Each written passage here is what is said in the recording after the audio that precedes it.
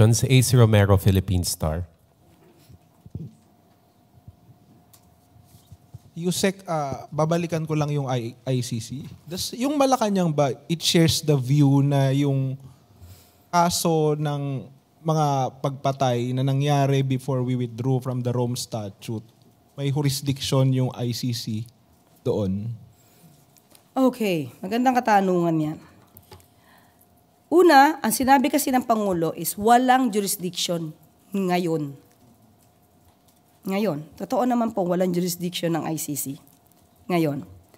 Pero kung pagbabasihan po natin ang sinabi ng Supreme Court sa kanila naging decision, although it's an obiter dictum, but still, pronouncement pa rin ng Supreme Court na lahat po na nangyari na krimen, nasakop po ng ICC.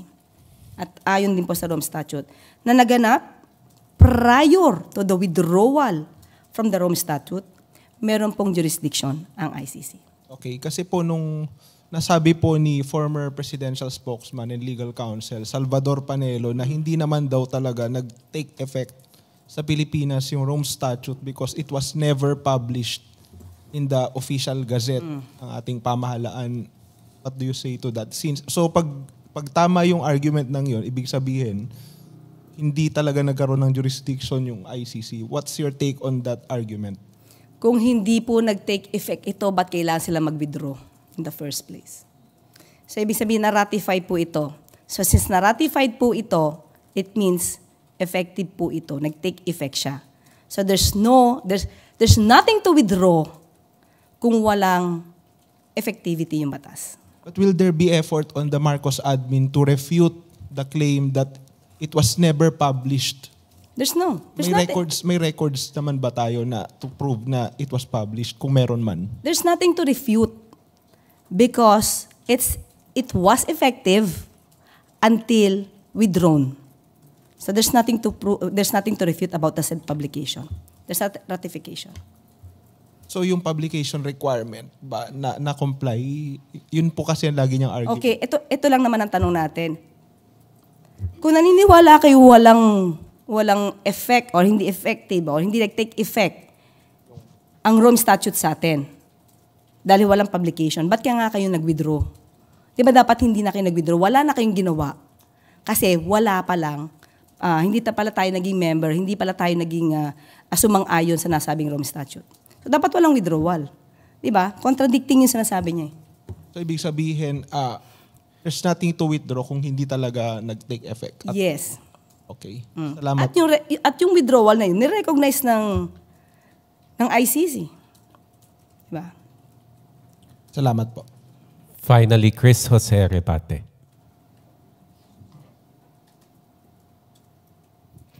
Morning, ma'am. Yes, ma'am. May kumakalat po sa social media na may mga ilang OFWs ang pinupunit po yung picture ng mahal na Pangulo kasama po si First Lady. Ang sa kanila po, tinraidor daw po ng administrasyon ang Duterte, si former President Duterte at mga supporters nito.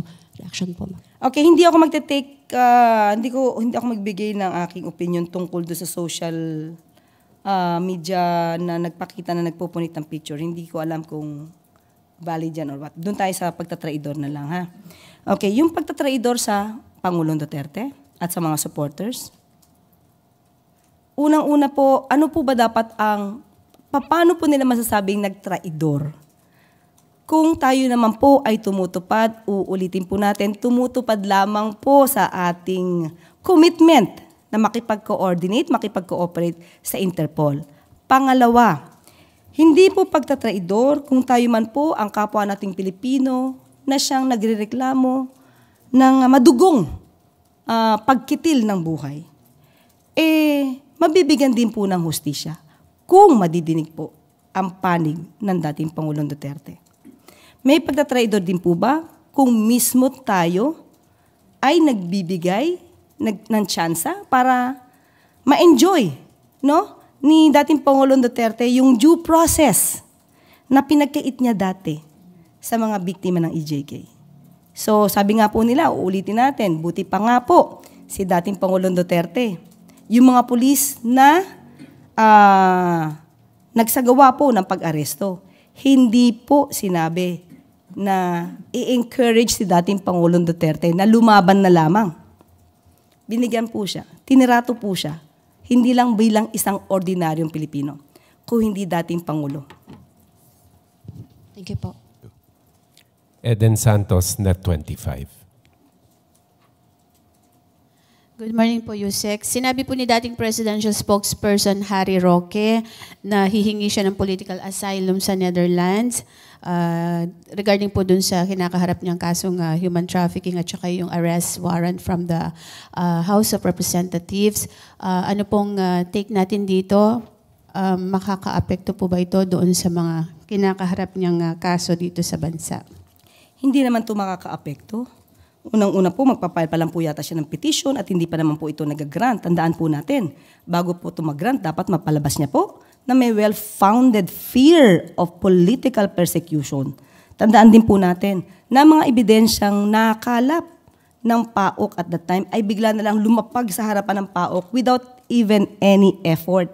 Nakita lang po itong mga dokumentong to, bank documents ni Atty. Harry Roque sa Lucky South 99. Nakita rin ng mga dokumento nung kanyang assistant, A.R. De La Serna, in Lucky South 99.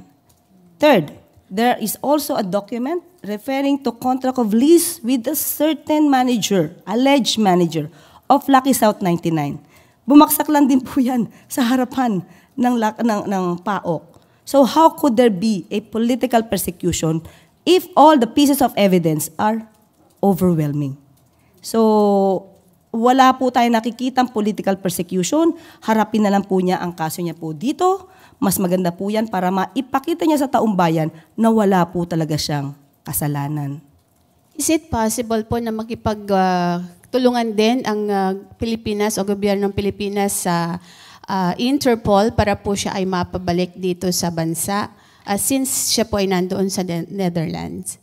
Hindi pa po natin nakikita po yan sa ngayon, pero siguro po maiiba ang sitwasyon kung siya na may warrant of arrest na inisyu ng korte. Thank you. Related po. Sige. ICC. Okay. Gilbert Perdez, DWIZ. Good morning po, Yusek. Yung mula ho nang dalhin sa ICC yung dating Pangulong Duterte, dumami po yung mga abogado at saka yung mga legal experts na nagsasalita about sa case at pati na rin po sa kampo ng dating Pangulo. At umaabot po sa punto na pati yung merits po ng kaso ay natatouch na. Possible ho ba na malabag dito yung sub judice rule or applicable po ba yung rule na ito sa kaso before the ICC po? Hanggat hindi naman po nagsasabi ang ICC na someone is violating the sub judice rule, ito tuloy-tuloy lang po yan. Sila naman po ang pwedeng magreklamo niyan at magbigay ng order na huwag pag-usapan. Thank you po. Still on the ICC case, Ivan Mayrina, GMA Integrated News. Ma'am, isang bahagi daw ng reparation sa mga biktima ng crimes against humanity ay yung pag-freeze ng assets ng akusado pag nahatulan at pagbibigay, posible, na reparation sa mga biktima. Sakali magkaroon po ng request for asset freeze, will the government comply with the ICC request? Okay. Malamang ito po ay ituturo natin sa AMLAC. Tandaan po natin, kapag may kaso po ng plunder, isasantabi ko muna po yung ICC. Okay? When it comes to freezing of assets, meron na pong isampang kaso si Senator Trillanes ng plunder against the former President Duterte and Bongo. Dapat noon pa lang po sana inaralan ng AMLAC kung dapat i-freeze because the case is plunder.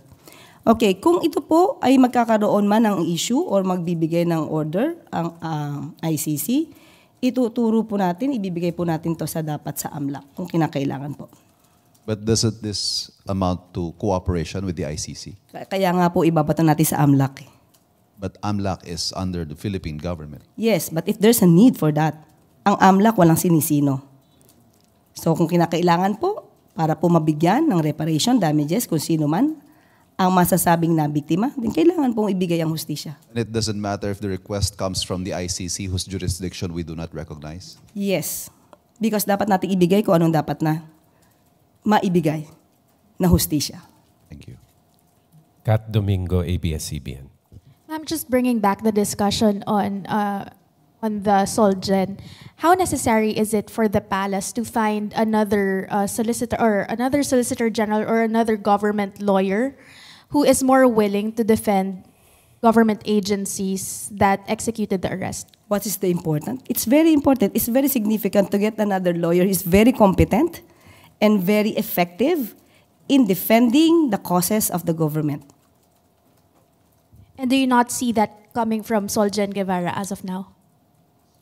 As of the moment, he said he cannot effectively represent the government, so it comes from him. In your assessment, does this warrant a resignation? Well, as I've told a while ago, he should assess himself. But would you at least recommend to the president? No, I would not. A final question from my end, ma'am. Would the agencies involved or yung mga accused po dun sa case, or not really the case but the petition, would they receive some sort of assistance from the national government, particularly in Malacanang, when it comes to dealing with this case now that the Solgen has recused? If it talks about official duty, I believe it should be the assistance from the government should be given, considering that it is official duty. They are not performing in their private capacity. Chanel Salazar, DZXL. Good morning po, Yusek. Kahapon po kinasuhan ng QCPD-CIDG ang isang police vlogger ng inciting to sedition at paglabag sa Cybercrime Prevention Act dahil sa kanyang mga partisan post sa social media. Sinabi niya rin po directly kay Pangulo na kahit presidente ka pa ng Pilipinas, kung mali yung iutos mo sa akin, hindi kita susundin. Sino ka ba para sundin ko? Yun yung sabi niya sa kanyang vlog. Nakarating na po ba ito kay Pangulong Marcos? Ano pong reaction niya or any reaction po? Kahit sino naman po sigurong Pangulo, mabibigla po sa tinuran ng sinasabing opisyal, uniformed personnel. Alam po natin na pagka-uniformed personnel, dapat po impartial at non-partisan. So doon pa lamang po ay may violation na po siya.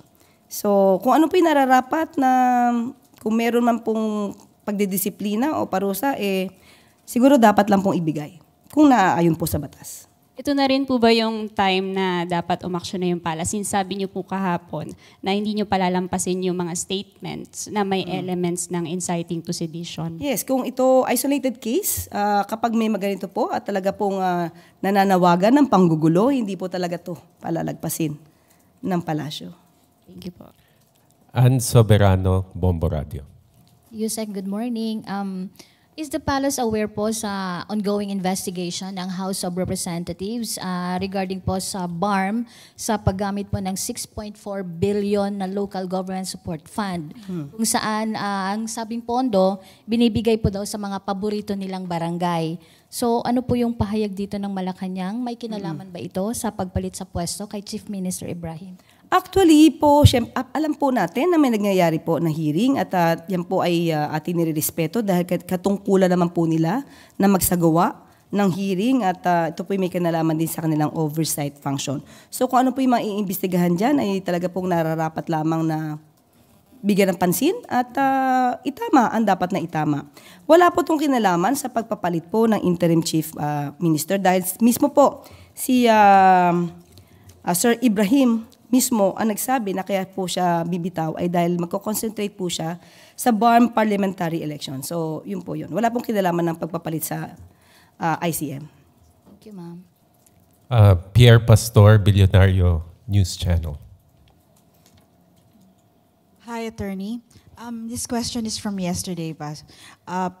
Wala po ba talagang repercussions yung ginagawa nating pag-assist? Ginawa nating pag-assist doon sa pag-arrest. Like yung we provided the airplane, mga ganun po. Wala po ba itong magiging masamang epekto? Mas magkakaroon po ng repercussion kapag po hindi tayo tumugon sa ating obligasyon na makipag-cooperate sa Interpol. Yeah, since hindi na tayo member, yun ang... Hindi naman po ang konsiderasyon dito ay yung pagiging miyembro ng ICC. Ang konsiderasyon pong ibinibigay natin dito ay yung pakikipag-cooperate po sa Interpol. Thank you. Christian Yosores, Radyo 630.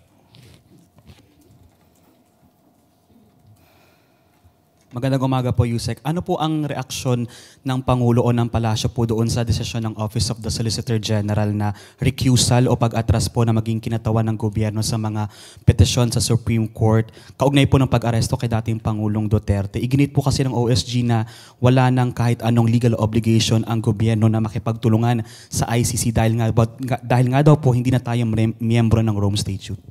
Okay. Sa kanya pong manifestation, sinabi he wants to recuse himself to represent because he cannot effectively represent the government.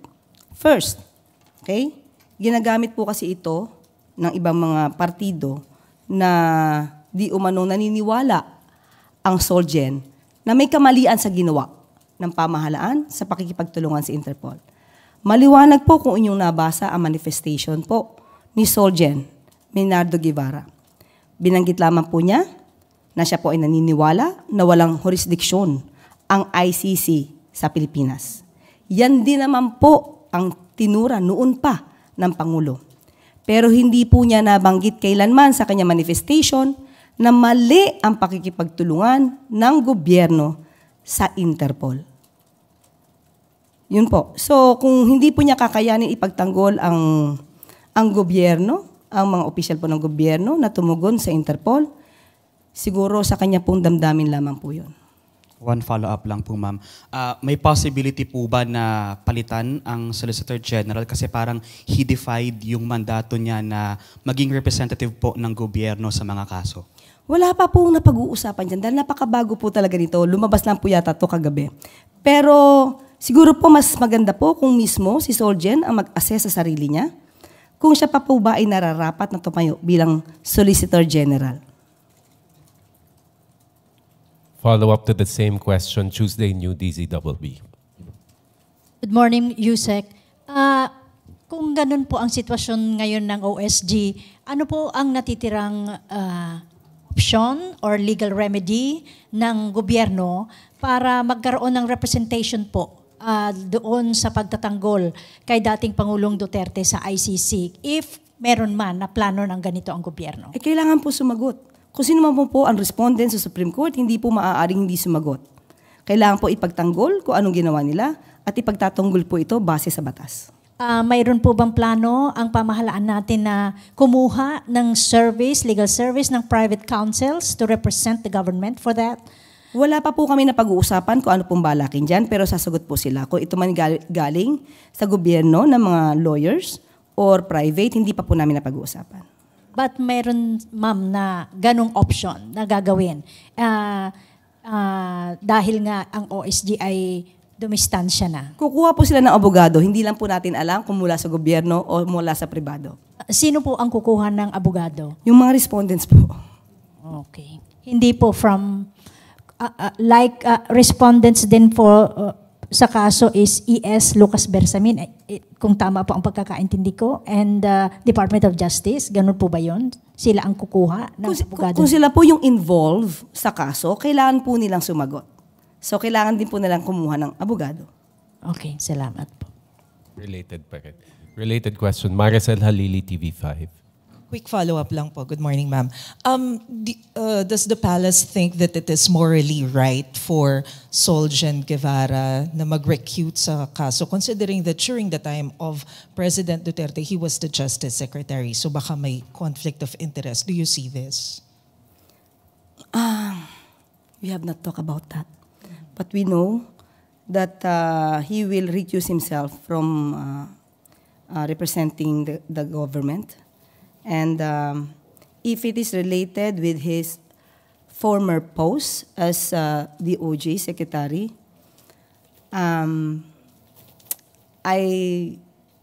we have not yet discussed about that. Follow up, Ivan Mayrina, GMA Integrated News. Attorney Panelo views this act by the Solgen as a win, as in fact something that strengthens their case, questioning the jurisdiction of the ICC. Your reaction to that? Of course. he will make that statement favorable to their case or to their position.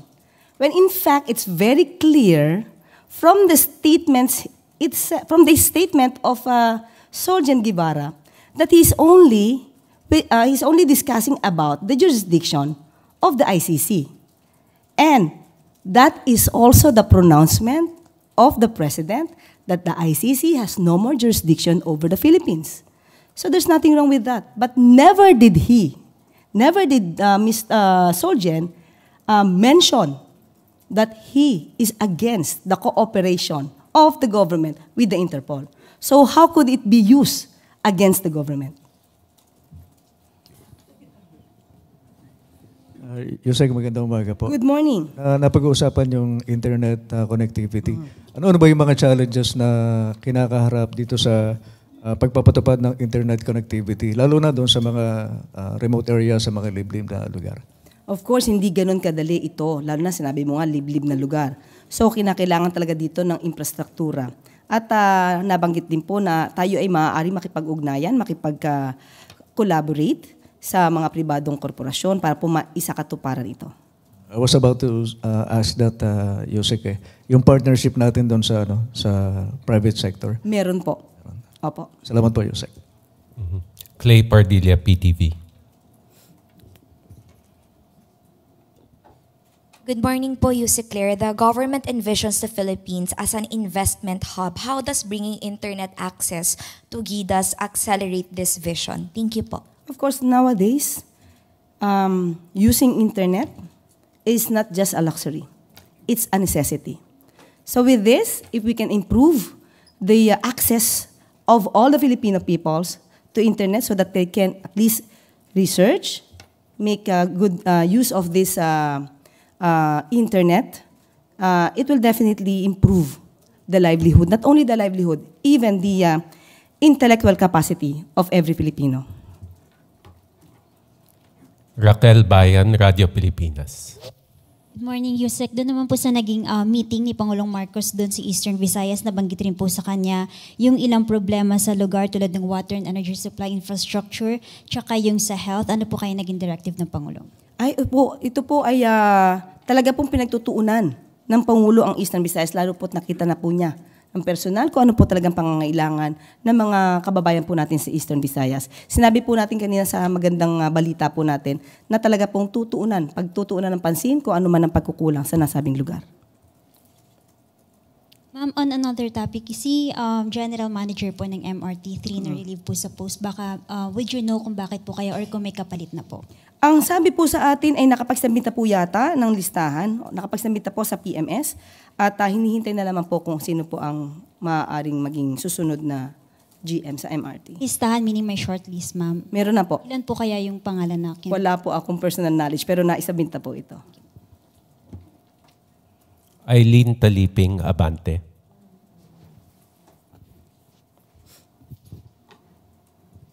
Good morning, Yusek. Lilis lang tayo ng konti kasi ito'y may kinalaman doon sa reklamon. Umaangal yung mga magsasaka sa Cagayan dahil binabarat yung kanilang presyo ng palay sa kanila. At ang pinapaikot doon ay dahil daw nag-i-import ang gobyerno, partikular ni Pangulo, ng bigas. Yes. Okay. Ano po ang reaction ng palasyo dito? Okay. Base po sa records, nakausap po natin si Secretary Kiko Laurel. Base po sa records po, mababa po ang importasyon po na atin, no? Hindi po totoo na dahilan po ito yung pagbaba po ng pagbibili sa mga magsasaka ay bumababa ang bili ng palay. Hindi po dahil sa importasyon. Dahil mababa po, ayon sa records, mas mababa po ang pag-i-import natin ngayon as compared sa nakaraan. Ganito lang po, ang mangyayari po dito, malamang po, ang sabi sa akin ni Secretary Kiko, ang namamayagpag po dito yung mga local traders. So, ang magiging rekomendasyon po namin ay makipagtulungan po muna yung mga magsasaka doon sa local government units po para po madala po ito sa NFA buying station. Bumibili po ang NFA ng 23 to 24 dry. Yan po ang sabi sa atin. At tinanong din po natin bakit hindi po tayo diretso. Pwede naman po diretso ang mga farmers magpunta sa NFA buying station. Ang problema lang malamang po ng mga farmers natin ay wala pong sasakyan. Pero ayon po sa ating secretary, meron na po tayong ginagawang procuring po ng trucks. At hindi lamang po siguro ngayon, kasi ngayon po lang pa nagkakaroon ng bidding para po pag nagkaroon na po tayo ng sasakyan ay diretso na po natin yung mga farmers at hindi na po sila mahirapan na mabenta ang kanilang palay sa NFA. Thank you, ma'am. Welcome sa ating press briefing ngayong araw. Simulan natin ito sa magandang balita na dala ng administrasyon ni Pangulong Ferdinand R. Marcos Jr. Sa kanyang pagbisita sa Eastern Visayas nitong Biyernes, sinabi ng Pangulo na sa bagong Pilipinas, palalakasin ang internet access doon, lalo na sa mga liblib na lugar, bilang bahagi ng pagsisikap ng gobyerno na mapalawak ang reliable internet connection sa rehiyon. Sa naging pagpupulong ng Regional Development Council, sinabing may bagong sistema ang gobyerno upang mapabuti ang internet access sa mga geographically isolated and disadvantaged areas. Dito maaaring magtayo ng mga tower o gumamit ng bagong teknolohiya para makapagbigay ng internet service kahit sa malalayong isla gamit ang satellite. Bukod sa internet connectivity, tinalakay rin ang iba pang issue sa rehiyon tulad ng supply ng tubig at kuryente, infrastruktura at serbisyong pangkalusugan. Tiniyak ng Pangulo ang patuloy na pagsikap ng kanyang administrasyon para mapabuti ang pamumuhay sa Eastern Visayas. Samantala, pinangunahan naman ni Pangulong Marcos Jr. ang oath-taking ng mga bagong miyembro ng Local Amnesty Boards of Eastern Visayas sa Tacloban City.